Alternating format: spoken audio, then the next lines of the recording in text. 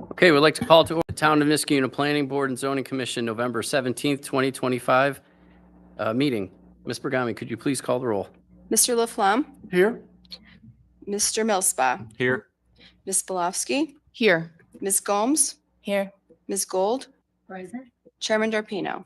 Here. Next up is the approval of the October 20th, 2025 meeting minutes. May I get a motion? I'll move. Moved by Ms. Bilofsky. Second. Second by Ms. Gold. Any comments or corrections? I had none. Okay. All in favor of the October 20th, 2025 meeting minutes as submitted, state by saying aye. Aye. Any opposed? Okay, meeting minutes are approved. Next up is public hearings. We do not have any public hearings scheduled, so we'll move to privilege of the floor. Privilege of the floor is open to any resident of Niskayuna wishing to speak about any planning or zoning matter in the town. Please approach the podium and state your name and address for the record. Okay, we have no one here present for privilege of the floor. Ms. Robertson, do we have any correspondence or anyone online? No one online and no correspondence. Okay. All right. So seeing as there is no one here for privilege of the floor, we will close that and move on to unfinished business. We have no unfinished business, so we'll move on to new business. First up is Resolution 2025-31, a resolution for site plan approval of a tenant change to Lux Nail and Spa at 3333 Council Road, Suite 3. There is no project lead, so I will just read the resolution. Now therefore, be it hereby resolved that this planning board and zoning commission does hereby classify this application as a type 2 action under seeker regulations and no further action is required. Further resolved that the planning board and zoning commission finds the above referenced site plan and application meets the requirements of the zoning code and therefore hereby approves this tenant change and signage site plan with the following conditions. 1, the applicant shall work with the Niskayuna Tree Council in the spring of 2026 to plant a tree in front of the nail salon store and the parking lot island directly in front of the tenant space. May I please get a motion? I'll move it. Moved by Ms. Gold, I'll second. second by Mr. Laflamme. We have a representative here from the applicant. Oh, Go ahead and state your name. yeah. My name is Ping Ling. Okay. Yeah. Good. So, And you had a chance to see the resolution and understand what they're asking for as far as planting the tree in the spring? yeah, Okay. And you're okay with that? yeah. Okay, good. All right, we'll open it up to discussion. Yeah, the tree council actually did a site walk on this one before the resolution. So it didn't need to be general. They've identified basically only one location that could fit a tree. Okay. All right, great. Pretty straightforward. Currently a salon, pretty easy tenant switch, very, very easy fit out, and looks like it should be a good addition. Yeah. Okay. All right, if there's no further comment, Ms. Bergami, could you please call the roll? Mr. Laflamme, Aye. Mr. Millspa, Aye. Ms. Bilofsky, Aye. Ms. Gomes, Aye. Ms. Gold, Aye. Chairman Darpino, Aye. Aye. And we have to Do do it. Mr. Bill and Calhoun. and Mr. Bill and Calhoun. Aye. Okay, resolution passed. Congratulations and welcome to Niskayuna. Thank you. Good luck. Appreciate it. You're all set. Thank you. Have a good night. Thank you. Can I, Okay, that finishes up new business, so we'll move on to discussion items. The first one up is 1335 Balltown Road, an application for site plan review of a 6-foot by 8-foot garbage dumpster enclosure. Do we have a representative from the applicant online? No, so the applicant has not joined us remotely. Okay. So I think I'll probably kick off just a recap. So since the last meeting, the applicant did not provide all the information that we requested. We wanted an updated site plan showing the landscaping and also the location of the dumpster enclosure and a little bit more information about that. If anyone did have a chance to go by and take a look at that, there was one resident that lives on Alton that did send some correspondence to the planning department regarding just the locations of dumpsters, upkeep on the back parking lot area, other things that aren't necessarily planning items that the applicant is aware. We talked about a little bit of the planning process of, when the applicant would get an approval on this area. Yeah, if you could just zoom into the location right there, it would be helpful. Obviously, if they want to put some foundations into the ground, frost is going to be here at some point. This may turn into a spring project depending on the applicant. I did go by the property this weekend. There was a 4-yard rolling dumpster that was there along with 2 other bins that were just the regular 50-gallon container bins, neatly stacked in the back part of the parking lot. I didn't see anything else that was over there, but we haven't heard anything else from the applicant. One of the concerns is that if the dumpster enclosure has outswinging gates, to make sure that the bins could fit in there and be wheeled out, and depending on how the trucks would approach the area right here, which assuming they would come in straight forward, they would be able to pull those out, clear them, truck pick them up and dump them, and then everything go back into the enclosure. The resident was concerned about some of that garbage collecting around or randomly around the back of the lot. If there's any other points in that correspondence that he sent.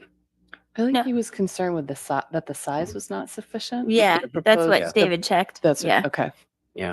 I mean, they could probably fit everything in there. It would just be a matter of having to be able to wheel those things out in order for the truck to load them. If it's a front loading truck, that's a little bit easier. If it's a side loading truck, they'd have to position them at a certain area for the truck to get in and then tip them from the side. Do we know if those 50-gallon bins plan on being there post-project, or they're just saying they're there now? They're there now. We're hoping that the applicant can confirm how many bins, what types of bins. Maybe they're going to go to one single, one recycling, one trash within the thing. We really didn't get much clarification on it. So it's back in their court to provide some additional information. Yep. So we'll reach back out to them. We need pictures still. We need the landscaping plan. Because the dumpster is actually quite a bit closer to a residence at this point. There's a house. You can see the corner of the house on the bottom there. And then we'll ask them to clarify the types of containers inside of the bin. Right. We should probably put a condition on there that the trash pickup doesn't come down Buxton. It goes into the parking lot. It is relatively close right there, although it's a little bit difficult for maybe a larger truck to back up in there. But the parking lot, especially if they're picking up off hours, should be ample space to pick it up. Yeah, And it probably should be buffered. definitely. Mhm. That was part of the landscaping plan that had to be part of this application. I think that was a prior condition, actually. Right. The prior condition was that it be contained. That's in the packet. Yeah, Mhm. but we had talked about buffering, putting some planning to hide it from view. They should always be buffered, really. And it's really in their own interest to do that. Otherwise, you have to have other people dumping into those bins. Yeah. Well, that's the one that closes off Buxton. So, yeah. So, I mean, I think I did confirm that it's okay to put it there because Buxton would never go. And yeah, an enclosed dumpster shall be located on the site.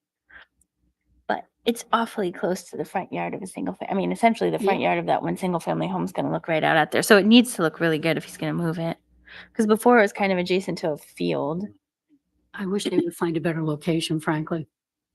We can tell him that. I don't know if it's an opinion of one or if we agree on that. Well, I think the backside of the building obviously makes sense. It's just if they're going to tuck it back there, they should heavily screen it so that, if they're going to do a nice wood enclosure, that's better. And if they can put some plantings around it, I think they could tastefully do that. Now, whether or not they want to try to squeeze it in like on the bend or something, then, that might be a little bit more difficult for snow removal. But again, they would have to come back to with the application of where they think it's the best fit. Yeah, and Clark had the ARB look at this, and I think you put in the agenda a statement. The ARB looked at possible alternative materials, but actually thinks the wood would be the least impactful to the adjacent residences. They felt the vinyl doesn't always last that long, and I mean, the applicant discussed quite a bit willingness to shield, maybe build even a berm. Not that that's necessary, but usually, certainly use different variations of foliage to screen it. And I do know this applicant from other applications. He's very particular when it comes to gardening and putting things up to shield. And, you know, so I know that when he indicated he would do that, I think he had a plan to do that. But he hasn't shown us the plan yet. That was the issue because the screening is so important. We decided, and he hadn't submitted the pictures. We decided that we need that before we take action. All right, so the planning department will reach out to the applicant and see where they land for the next meeting. Okay, so moving on to the next item under discussion is 2837 Aqueduct Road, Rivers Ledge. It's an application for signs at Rivers Ledge, and the project lead is Ms. Gold. Yes, is Mr. Louisi on? Yeah, he's online. Okay. He told me this afternoon he would be. Okay, so we're looking at two different things. One is the entrance signs, which are taller and very unusual, taller than we normally allow. I have a major concern with the entrance signs, and it's not the height per se, but that the height is required because they took one line of text and turned it down 90 degrees. And to me, doing that makes it very difficult to read as you're driving by in traffic. And I think it's a distraction rather than a helpful aid. So I can't recommend this. I don't have a problem with the lighting. And I've seen it at night. It's not that bad. And it's in an area of the road where things get busy and there isn't really any other lighting. There are no homes opposite it. So I don't think it's really a problem. It's not what we normally allow, but the unique location, I think it would work well enough. My concern is that people are going to be puzzling over what they just saw and not even notice other things that they should be. When I first saw it, I drove right by, never even noticed the second one because the two entrances are close together. You normally would notice both, but I was still puzzling over what that said. What was that marking? So the lighting, that's good feedback. The lighting, when you were there, it was at night? Yeah. It was pretty dark, yeah. And you didn't think the lighting was an issue or a It's nuisance? brighter than I would accept elsewhere in town. But I go back a long way with Aqueduct Road because I've lived in town since I was a preschooler. And I don't think for that area, it's really a bad thing. Yeah. It's not the norm. I wouldn't want it all over town. But that road changes course very quickly. It kind of needed some lighting. And Yeah. I think that really facilitates safe passage. My big issue remains the orientation of the lettering. So on page 55, the light, the photo that's shown from a night view looks like it is looking directly across at a residence. Is that correct? Yeah, there's one across It's close, the one further to the west Yeah, is closer to the, It's One across sort from of, the- yeah. but it's not super, oh, look at that. that one, yeah. Yeah, Nancy couldn't come, but she did send me a statement to read for you guys too, if that's okay. Okay. Okay. Yeah. Um, I think the tricky part of that photo is that someone's sitting in a car, yeah. and those are headlights that are Yes. shining on the house. So it's a little deceiving. They're definitely not that They're bright. not that bright. You're just Yeah. getting the orientation from the. It's not what I saw. Yeah. You know, my perspective on the height is, I was most concerned about the light and that feedback that you would provide. Is if it were low, I probably wouldn't be able to see it as well. If I were to drop the sign and put the two words lower, it'd be less visible because of the contour of the street. So I think the mind has a way of identifying the brand. It's not like it's a long word, you know, it's very few characters ultimately. I think it would be quick to understand what that probably is. I don't think so. I did check with a friend to get her impression, and she sent me back a 3-word response. I can't read it.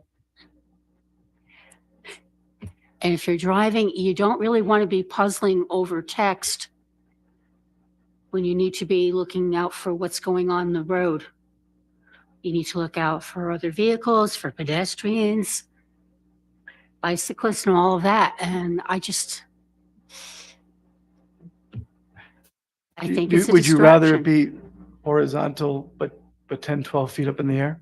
Because low to the ground, I think would have a difficulty in this contour. I could go for that if the letters were straight up and down, like I think it's IHOP that does it that way. That would be fine. But that orientation, I think it's just confusing, and it may be younger people have less trouble with it than older. But younger people also tend to be using GPS, and a lot of older folk won't. I mean, I think if you think about like downtown Schenectady, right, that whole streetscape is designed with a vertical orientation as you look down, right, from the top. But that's not a vertical orientation, really. It's You're right. 90 You're right. degree off. It's going this way as opposed to I- being on its side. But I think it might be a trend to your point, though. If you think of some of the signs downtown Schenectady, not that that matters, this is not downtown Schenectady, but they actually do read like that. They're at a 90-degree turn. Couple that come to mind is, I think, the Wedgeway currently reads that way. Frog Alley's at the Mary Jane, I think Mhm. that reads that way too. I'd have to go and take a look. It Maybe. might just be a trend. I have two. Yeah, Oh, go ahead. Go ahead. if you guys don't mind, my name's Michael Alex. I'm the president of Louisi Companies, and I just want to jump in real quick and kind of put my input if I could have a second here. So the idea of a sign is not, it doesn't rent us any more apartments or any less apartments. And it's a very sought out idea we have. And in our opinion, because that road is so heavily trafficked and it's busy and it's a bit of a faster road, we went with a more robust sign so that the cars don't slow down and try to read the sign. Now I can't go north and south with the sign. It would be, it'd be a 15 or 20-foot sign going basically into the travel lanes at that height. It just doesn't work. So it also implements, in my opinion, with a little bit of dim lighting, a safety factor, because the one section does have the bike path parking sign there. And, the people that park in that parking lot are still, this time of year, it's dark at 4:15, it's dark at 4:30. It just adds a little bit more lighting, and it adds a little bit, because I can't be responsible for everybody that parks there and travels the bike path. But, if they unload their bike and they get out into the travel lane, everybody, and I don't know if you guys feel the same, but we've paved 1 million bike paths. They're not exactly the safest. It's great for people, obviously, in their health, but they're not the safest things I've seen. So we're in a catch-22 because we didn't want to create a sign, like I said, that causes a safety hazard. It's really something that, adds a little curb appeal. It adds a safety sense in our opinion. But again, to go in the other direction with a sign that everybody could read would be it virtually impossible, in my opinion. If you go the other way, if you go north and south with that sign, and that sign gets consolidated into an 8-foot sign that sticks in the island, like cars are slowing down to read, and then we have a serious safety hazard. This just my opinion. I mean, I go back to, I know this is planning, but I go back to my zoning board days when we said, was the hardship self-created? I mean, the signs were in fact designed and installed without approval, correct?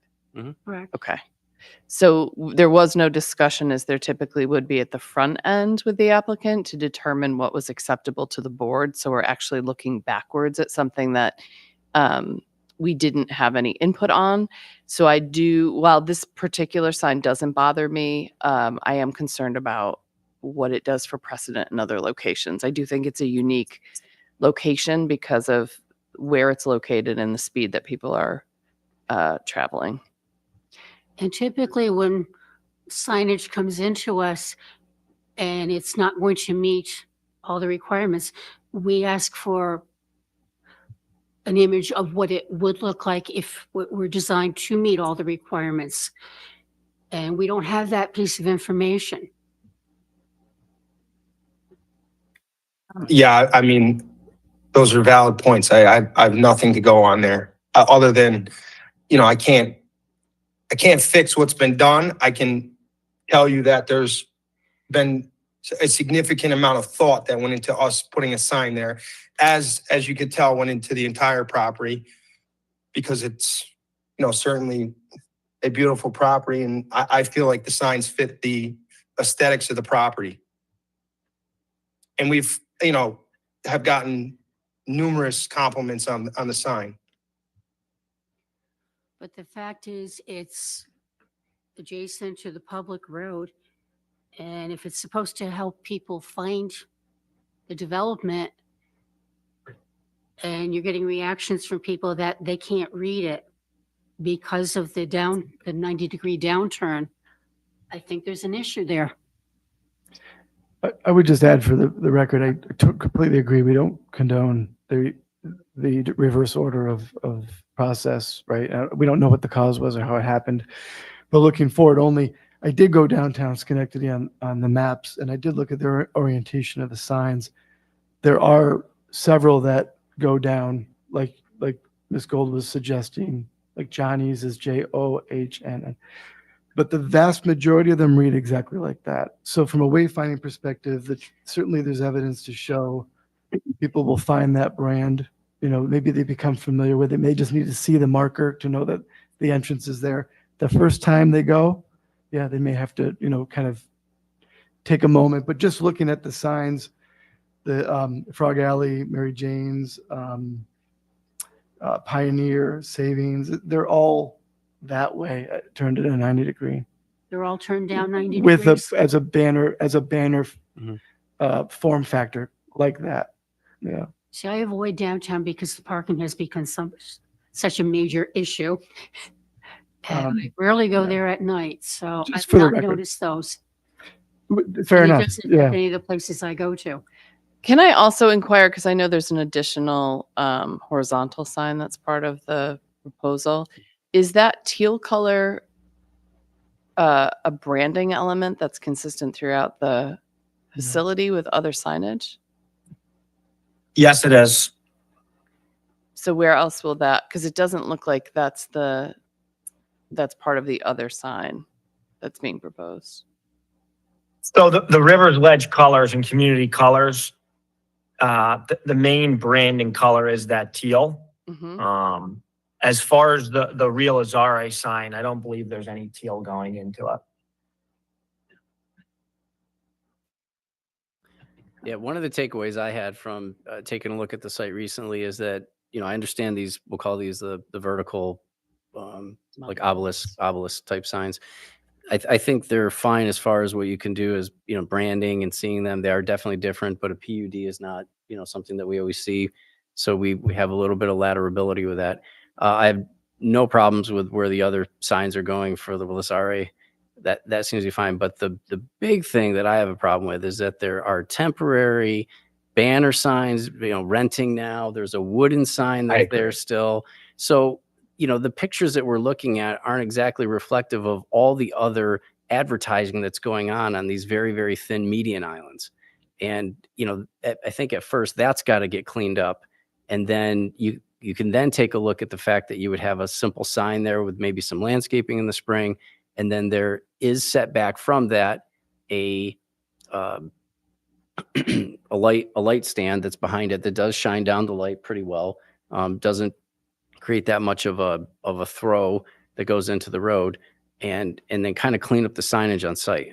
I mean, personally, Yeah. I don't have an issue. I don't disagree with your statement. I'm good. But I don't like the temporary signs either. I think if we're just being honest, I think, they get us off the ground until other, these signs can get up and established.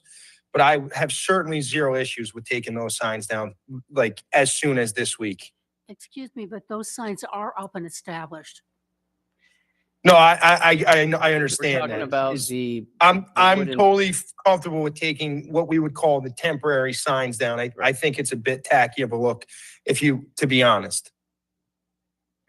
So I'm just gonna jump in with Nancy's statement real fast, if that's Mhm. okay. Okay. Nancy said, please consider the statement from Monday's meeting that I'm not able to attend. During my review, I observed that the sign erected at River's Ledge could have been designed and constructed in full compliance with the town's code requirements. I visited the site both during the day and at night to gain a complete understanding of the sign's presentation, visibility, and overall impact. I also entered the development to view the project more closely and appreciate the scope of the work completed. Rivers Ledge is a beautifully planned and executed development. Mr. Luisi and his team have done an exceptional job creating an attractive and well-balanced community, complete with thoughtfully designed amenities that enhance the living experience. The development reflects quality craftsmanship, attention to detail, and a strong understanding of what residents value in a modern community setting. That said, while the overall project is impressive, the sign in question could have been constructed in a manner consistent with our code specifications.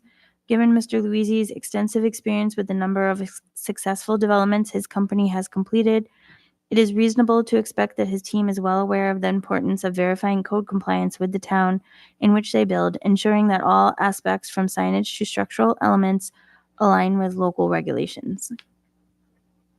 She just wanted that to be in the record. Thank you. And I just wanted to have my own observation because this is very close to my neighborhood. They planted a lot of trees along the road, and they will at some point get big. And so there'll be like verticals going up. And so to me, I think that when they get to more, when it becomes a more mature like area, I think the vertical sign will look even better because it'll kind of be in a row. They actually put trees, they just planted them. They look really good. They put trees along the public path there, and then they put all those trees along the front of the senior center building. So I just wanted to mention, I don't know if you guys noticed when you drove by, but the tree council did their inspection of the final landscaping and they did an excellent job. I would worry that the trees might actually make the signs less effective because they could block the view more. So you would be right on it before you saw the sign. Where a horizontal one, at least some of it would be sticking out. I love geometry.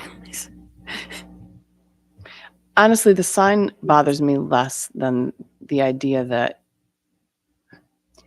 you can construct it and not come to us, and then we have to deal. I'm more worried about the just put it up and then we'll have to deal with it once it's already constructed, because I hate the waste of tearing something down that's been built, and I do think this works given the circumstances of this parcel or this PUD.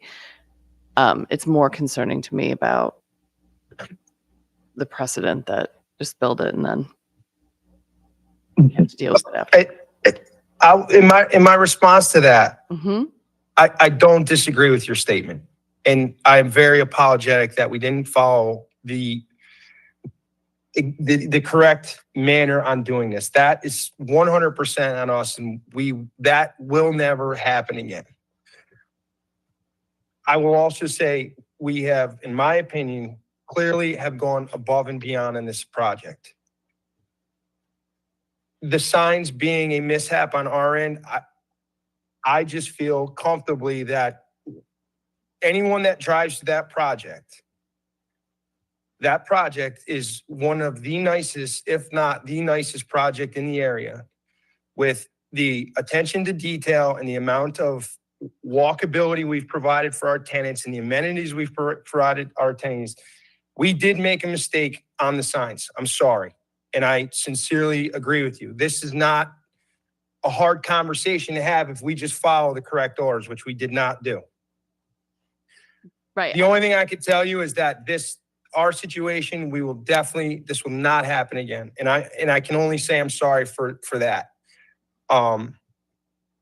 Again, the sign went out to engineering and the sign had traffic studies, and the sign is based off of, it's not like, I hope you guys can understand. We didn't just say, hey, this is the sign we want. This is what we're going to do. Like, we sent lighting optics to electricians. We sent the traffic studies. And they all had come back with this style of sign. So I want you guys, it's not like I just went and said, just throw this sign up because we like it. We sent the application to an engineer. We did all that, and I hope you guys can respect that. Again, I'm certainly sorry that we didn't do it correctly through the approval process. I can only say that I'm sorry. I can't fix that. Michael, would you be willing to share that information with the planning department as part of this application? Yeah, I have no problem saying that. I have big shoulders. Like I certainly have no problem. That is on me.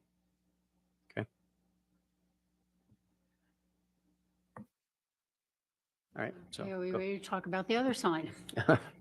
yeah, I was going to say, do we want to transition to the second sign? Well, I guess quick on Okay, go ahead. on the first sign, aside from the whole, I guess, compliance or enforcement if the building department has, fines or whatever they do there. But in terms of the sign, I agree that I think it fits the type of the development. It doesn't comply with the dimensional standards. So what's the path forward with the sign if we agree to move forward with the sign? Is it variances or do we have waiver authority? Yeah, because the PUD is essentially sets its own zoning. The authority lies with the town, well, with the planning board, and then the town board does the final, Okay. once the PUD is all closed out. So the precedent is actually less given the type of, Right, yes. yeah, less because it's a different set of circumstances than other locations in town. Yeah, plan unit development writes its own setbacks. And it's based on the land and it's based on the character of the community. And I So- will say, this development is like its own little community. And most applications we get aren't for that. So I can see some leeway. That's why I'm not too concerned about going higher. My big concern remains the orientation of the lettering, because I think a lot of people won't be able to read it fast enough, and it's going to be a distraction. Yeah, so along with what I guess Chairman was probably getting at, if the applicant has that documentation of referring traffic studies and the various things to the sign developer, and this is what they came back with as the recommendation, I think for the file, if we have that, that would be Yeah. useful. And if they've got any data on how people perceive such signage, I might. be Yeah, the we can minority, provide but you it might that. be a We can significant provide you minority. all of our information that we did on the design. That would be helpful, thank you. And I will note, I drove all through the development, Mhm. and there are amenities here and there, and I think everybody can avail themselves of those amenities. So, yeah, I think the project turned out well.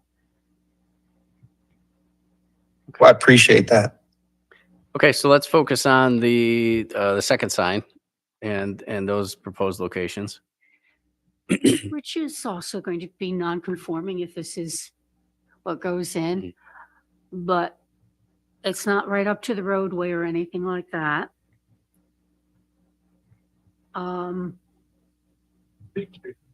I think it fits the community in which it will sit.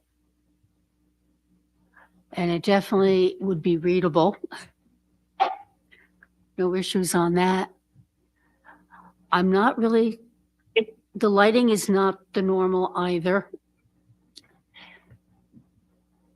You're saying the backlighting on it? Yeah.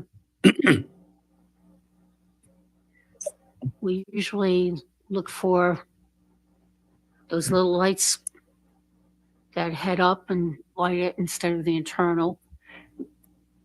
But in this community, I think it fits pretty well. It's kind of an edgy community, the way it's been developed.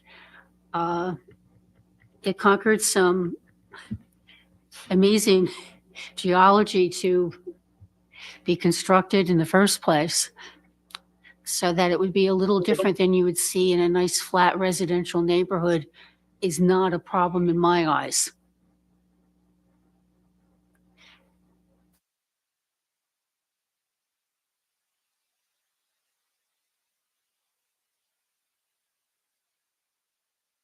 Any other observation or comments on the board?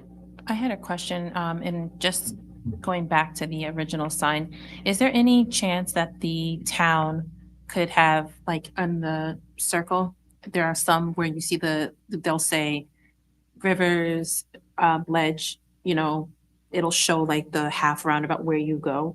Is there anything that we can do to, I guess, accommodate people understanding that at least it's coming? So I'm thinking from the traffic circle side and then coming down from Aqueduct, if we could have more of a, not of a, like, I don't know what you call them really, but like Like a wayfinding type signage? yeah, but like one that's more of a town, like a small, You mean like a little map? I guess so. But because I know there's some roundabouts where like they show like, oh, this area, usually it's for like a government building or something, Yeah. but they'll show like half, like where you exit on the roundabout. And I'm not sure if that would be helpful instead of people. I'm just trying to like find a medium, because if we can have something that is horizontal, it won't be as big, but maybe it would be helpful.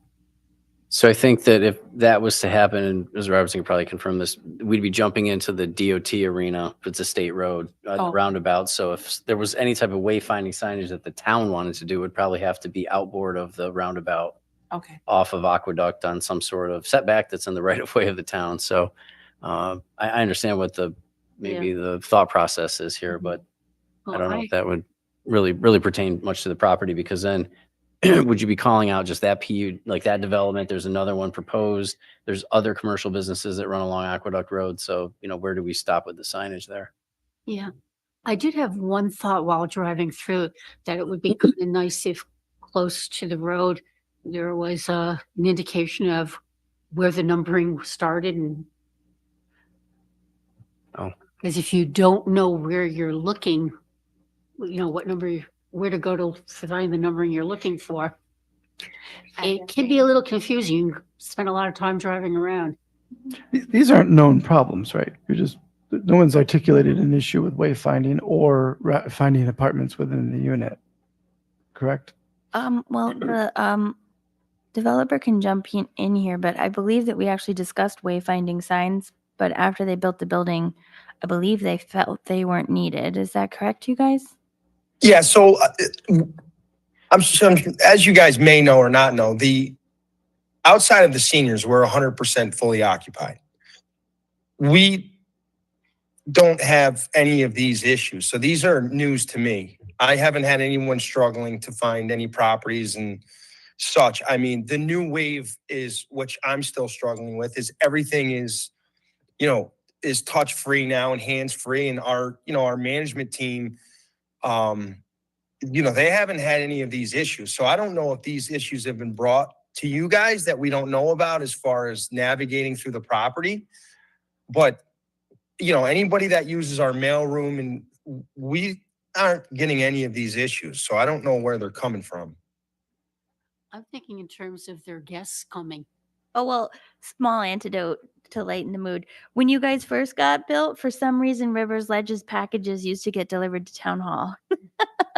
Yeah, I don't. Do with your addressing. It's all been fixed. And no, generally speaking, we don't have, we haven't had requests for wayfinding since it was constructed. Okay. No, I don't. These are news to me. I mean, if we had problems with tenants having friends over and not knowing where to go, I mean, they don't tell us. Yeah, they would come to we are so hands-on with management.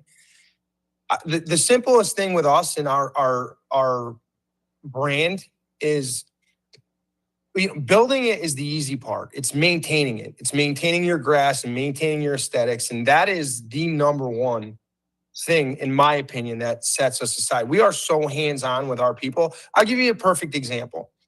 Peter, the owner, did a project and he found out that there was a gentleman that was handicapped and was on a wheelchair. And This is at Rivers. this is at Rivers Ledge. And he essentially redid a patio to make sure that this gentleman had a place to be with his wheelchair. I mean, we are like, our Monday meetings with our management teams that goes through our properties, like if we don't, that's why I don't know where these issues are. Like, have never heard of our tenants or their guests not knowing where to go. Thank you. Okay, thank you. All right, so to stay on point, I want to jump back to the secondary sign here. So let's vet out some of those comments here. Can I just ask the white face red halo? That's why I was asking about the teal. Is that Rilasari sign going to have a color, or it's just going to be black and white lit? No, I think it'll be black and white light. It certainly won't be red or teal. Okay. It'll just be a white light behind the lettering. Okay.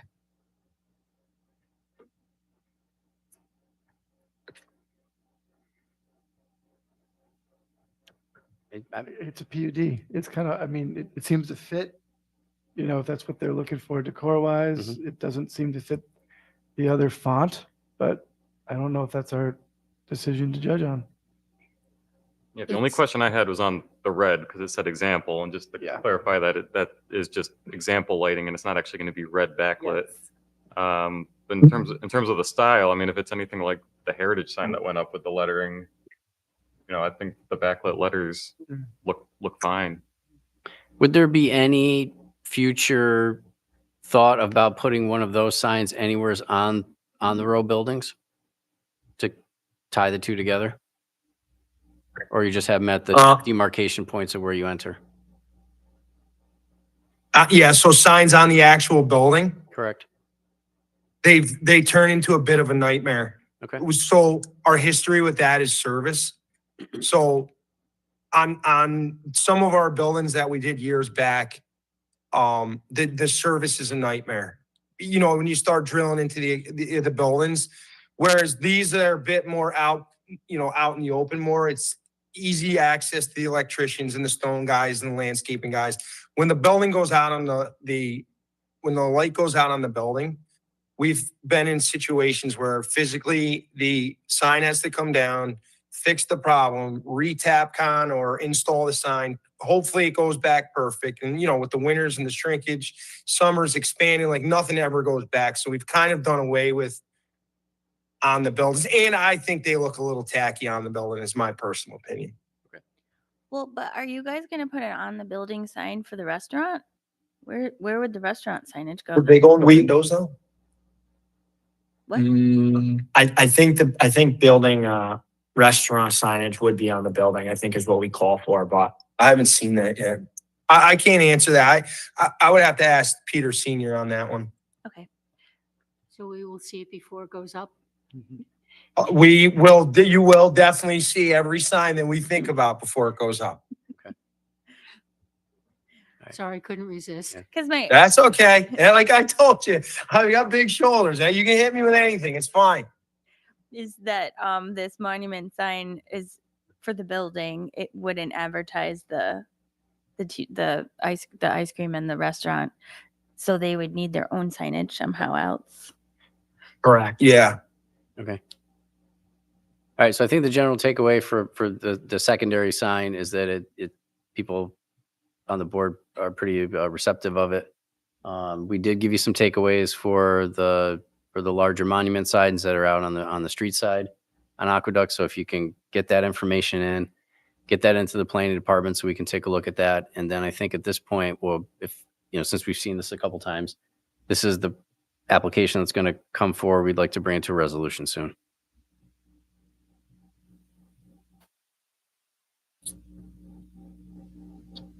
Good. Okay. We just asked for the documentation about the first sign to be included. Yeah. I'll make sure you guys get all of that. Okay. Any other closing comments before we move on to the next one? All right. Thank you for your time. Thank Thank you guys. very much. Okay. Next up on discussion items is 6 St. Gerard, a sketch plan application for major subdivision. Do we have a representative from the applicant online? Yeah, Lou Leathy is here, please. Hi, Lou. How are you? Good, how are you? Good, good. Okay. So since the last meeting, there was some additional information that was resubmitted back to the town, part of looks like it was the original application for the subdivision there. And then, Go ahead. No, I'm sorry. Okay. I just wanted to recap some of the information that was part of the package. So that stormwater information dated back to 1990. And then in addition to that, there was some information that showed what the original subdivision could be if it was all single family homes on there. I think it was around a total of 66 Yep. lots or something that was demarcated there, along with the easements and some of the other utilities that are mapped out onto that initial design plat. So with that, I'll turn it over to Mr. Lisi here to just give a quick recap. Yep. Okay, so since our last meeting, we were able to locate the drainage study that you mentioned that was done by CT Mail for the entire site as developed and approved by the town for the first section, which is the Angelina derived lots done by the Serafinis. We've also had a topography, a topo survey completed, which was also submitted to the town. And Luigi Plesci, the engineer, is now in the process of completing the actual location of the house and the grading that goes with it. There is a stormwater catch basin at the end of that Stub Street, which is the, I think it's the other end of St. Gerard off Angelina, which was part of which has been dedicated to the town.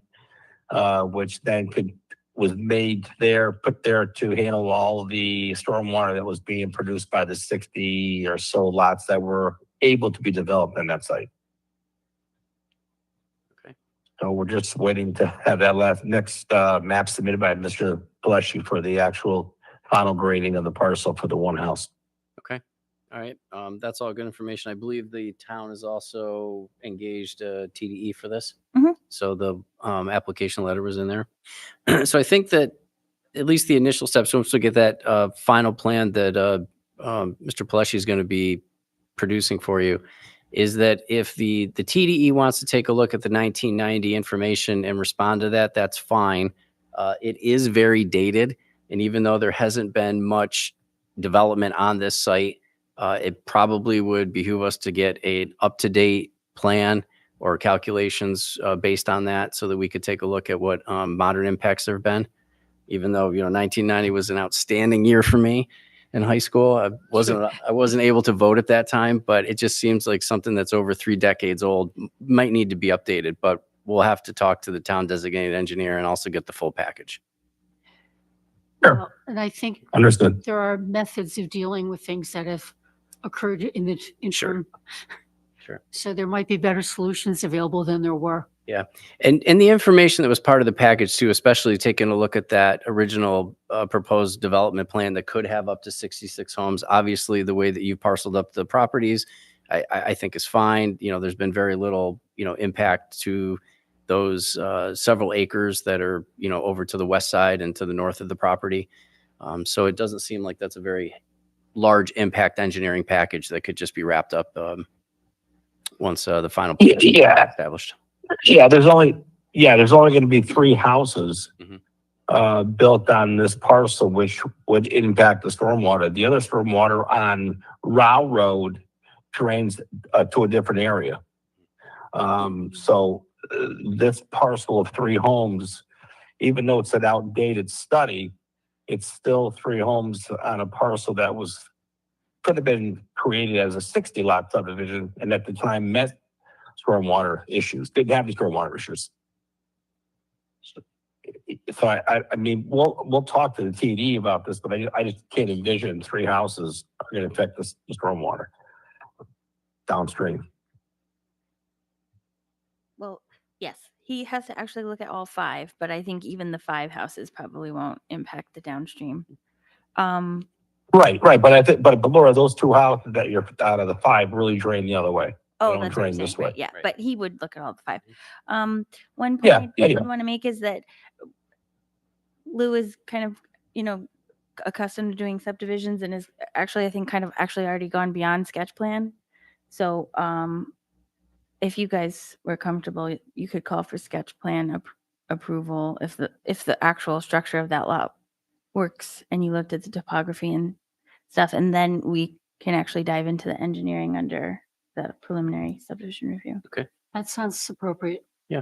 I mean, I'm supportive of that. Let open up to the other board members. Okay.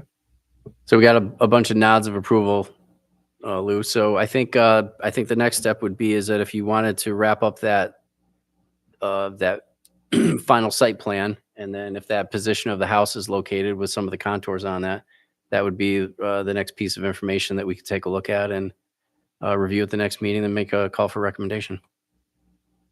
Oh, that'll be great. I'll be happy to do that. Absolutely.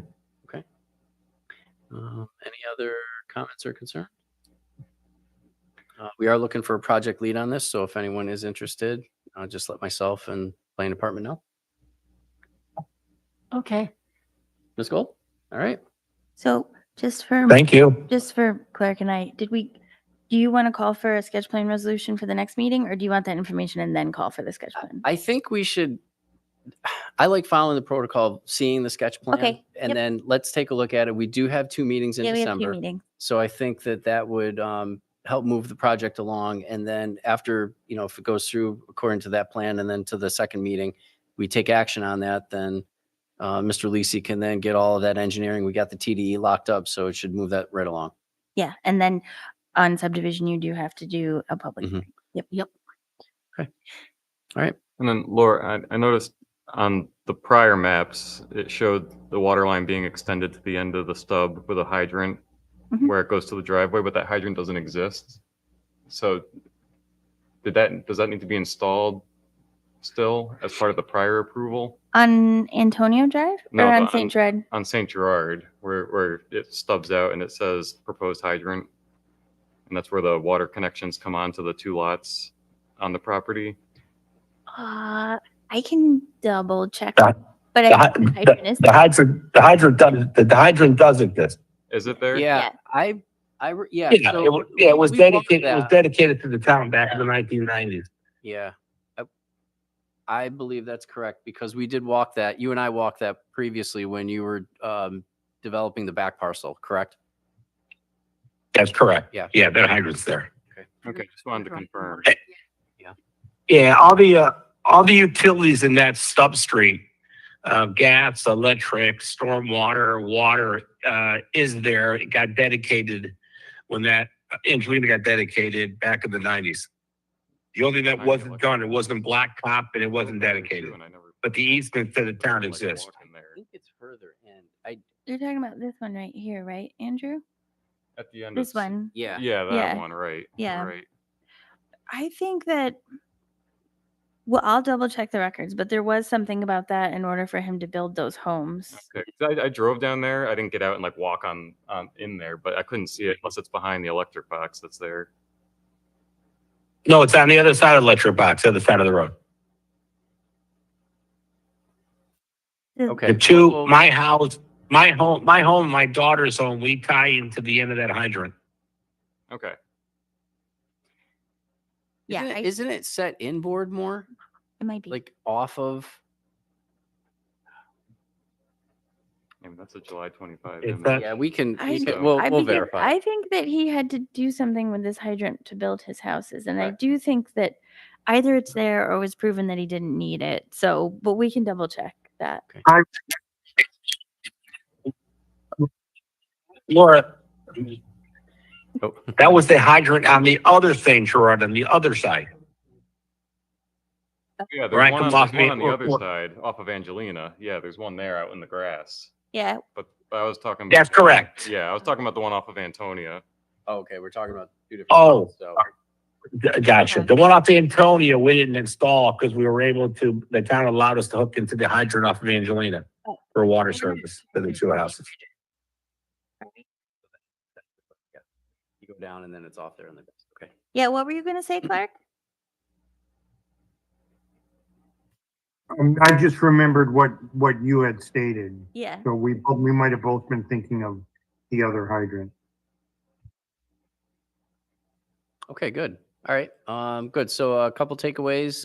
The deadline for the next application is when? Do you know that, So I either Mr. Henry I or? think it's still 3. It's still, our next meeting is actually still 3.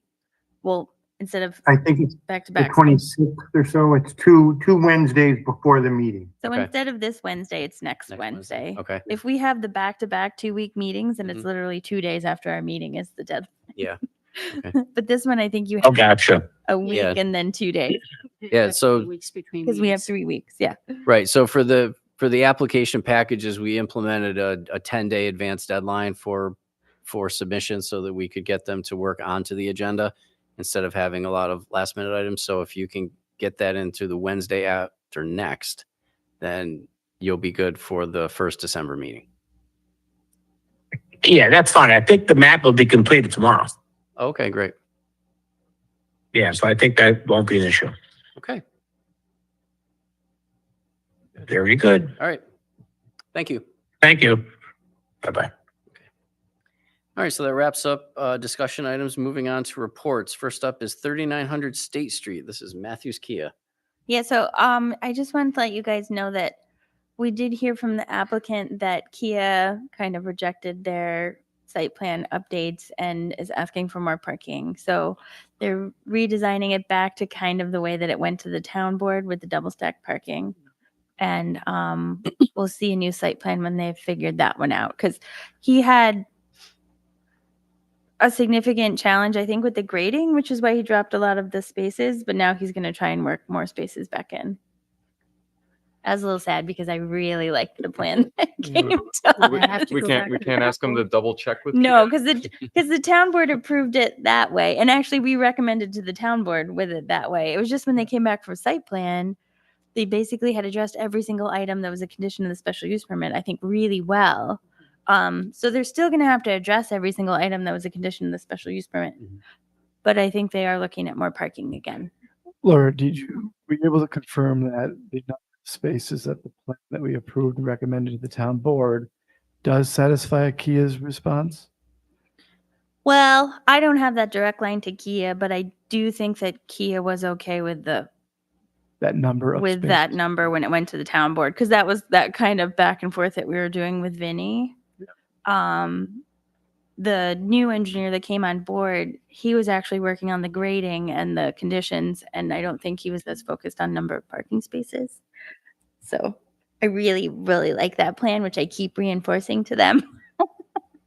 But it may look I quite like it different too. when it comes back again.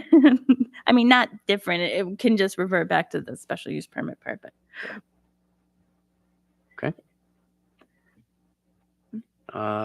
Next up, an update on Niskayuna Harbor. do you want to do the update, Chris? Yeah, well, one of the reasons why we had a separate meeting was to kind of clarify the expectations of the board, define some terms in the light of it being a PUD. As we all know, we have only had one before the town. And there were some terms and some expectations of what a term might mean that we felt we needed to kind of stress to the applicant. One of them was sketch plan approval, and that sketch plan approval doesn't really reflect what we as a board are expecting to see in completion for a design that we would move forward and recommend to the town board. So we had to clarify that. And I think everyone that's involved, the two main applicants are representing the applicant. They get that completely now. We talked a little bit more about the density and our expectation around affordability options in this plan and how to maybe assure that. They did give us some feedback that it was never affordability as it was diversity of options of income, which was something that we heard. It's up to them. We encourage the affordability aspect of that, but assuring it, they were only going for the options for living expense options or income options.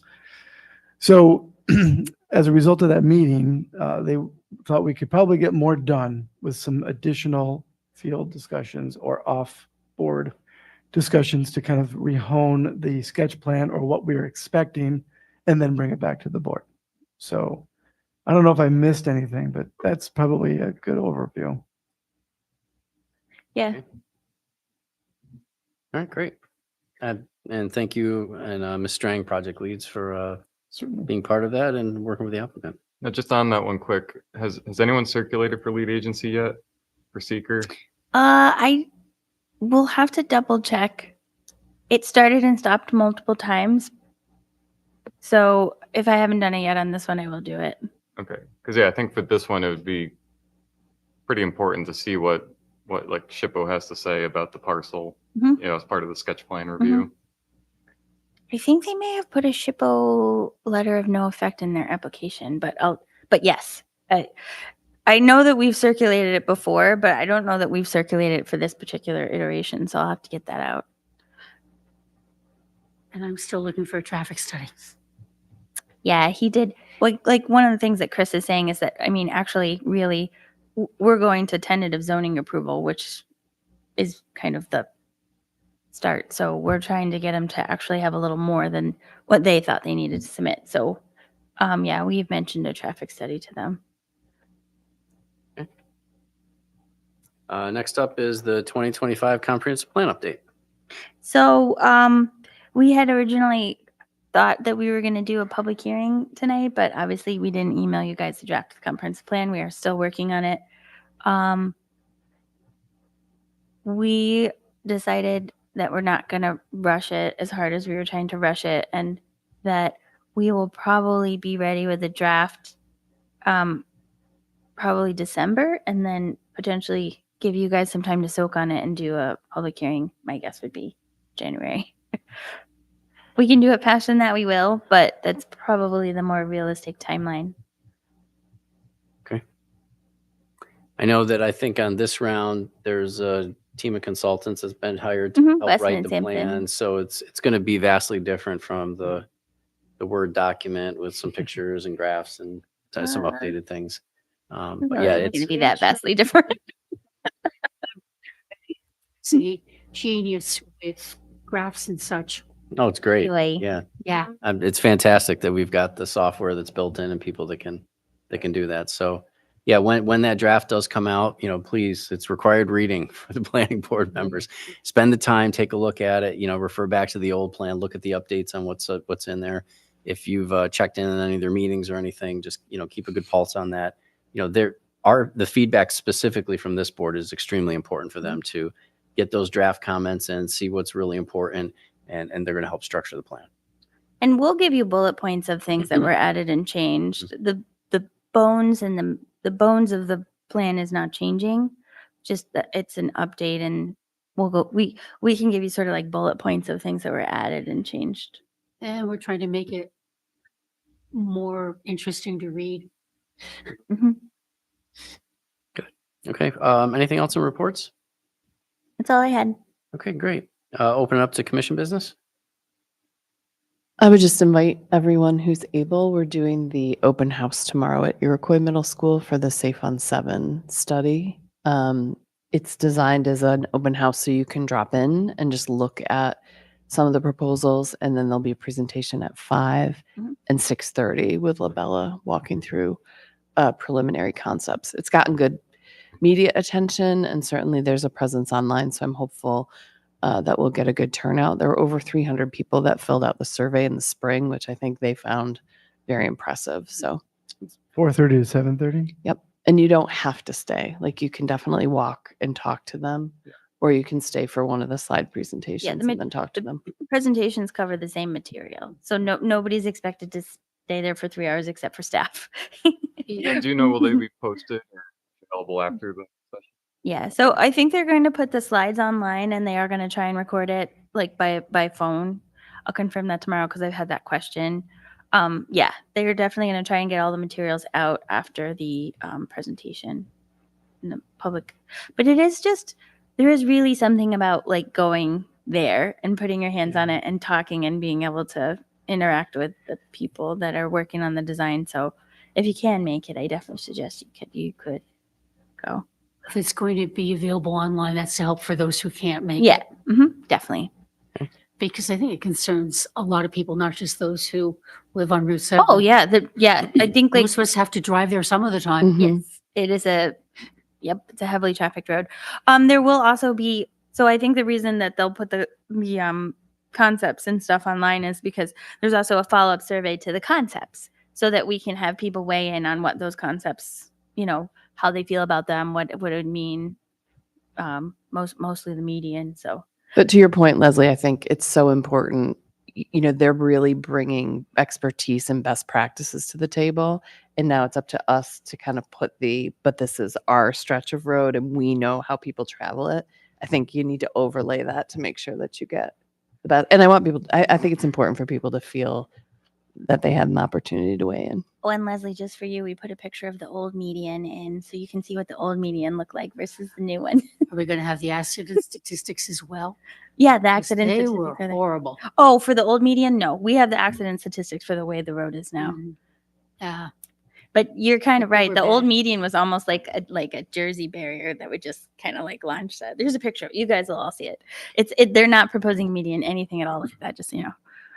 And Complete Streets has done a lot of work Yeah, to be to make it get this where it is. So it's great. Yeah, Carla just sent me her hours. She spent 20 hours distributing flyers and trying to get people to come Oh, wow. That's great. for this week. That doesn't include last week. A couple items to note. We have 4 hours of required training that we have to do annually. I'll have the planning department send out some links to some online trainings that you guys can watch webinars on. If you do watch them, catalog them and then email Clark and Laura the days that you did them. You can download a certificate if there's one at the end. And if you do watch any of the other ones, like the Capital Region Planning Commission has a couple really good ones that are archived. I think they archive almost all of them throughout the year that are there. So there's some good new ones that are there. Send in those 4 hours and you can always watch more than 4 if you want. So Yeah, I'm about halfway through with the Planning Federation stuff. Yeah. Yeah. And one of the It last took the second time. one of the last pieces of information, I wanted to congratulate Ms. Belowski on her election appointment to the town board. So as much as we're going to miss her on the planning board, I think she's going to be an excellent addition to our town board. She has a wonderful pulse on a lot of the main issues in town. And I think it's going to be a really good advocate for the direction stewardship. And I will say that there are some incredible women that come out of this little town in central New York, which Sarah is one of them. And so is my wife. So We went to high school went to together. high school together. But yes, I'm just really happy for her. And although it's been a couple years here, I've really valued all of the time that you've spent being project lead on some pretty tough projects, really steering GE through a lot of really, really good concepts. I know Vernova had their open house today. So again, right. Yeah. I mean, just a lot of really great projects that you've had your hands in. So Thank you. I want to thank you so much. Thank you. Thank you for everybody's. I feel like it's been an education the entire time, and I really hope to take what I've learned here and carry it forward. And she will be with us through December. Yes. So and we'll be looking for backfilling some positions here. We've already got 2 candidates, so Great. Any other commission business? All right. If not, I'll call for a motion for adjournment. So moved. Moved by Ms. Gold, Second. second by Mr. Laflamme.